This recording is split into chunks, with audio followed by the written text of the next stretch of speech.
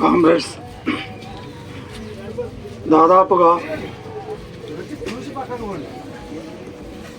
కొత్తగూడెం పోయినప్పుడల్లా గారిని కలుసుకోవటం అనేది తప్పనిసరిగా జరిగేది. ఏదన్నా ఉపాధ్యాయ సమస్యల మీద మాట్లాడటానికి అక్కడ ఆఫీసును కూడా ఉపయోగించుకున్నటువంటి పరిస్థితి కూడా ఉంది. విశ్వనాథం గారు ఏ ఆశయాల కోసం అయితే పనిచేశారో అంకిత భావంతో వాటి కోసం తప్పనిసరిగా కృషి చేయాల్సినటువంటి అవసరం ఉంది.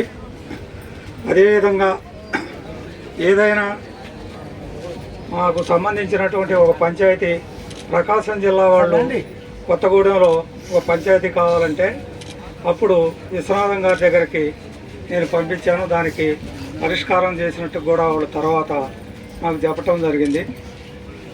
అందుకని ఆయన యొక్క ఆశయాల కోసం ఏ లక్ష్యాల కోసం అయితే ఆయన పనిచేశాడో తప్పనిసరిగా ఆ లక్ష్యాల సాధన కోసం అంకిత భావంతో తెలియజేస్తూ ఈ అవకాశం కల్పించినటువంటి అధ్యక్షుల వారికి అభినందనలు తెలియజేస్తూ ముగిస్తున్నాను.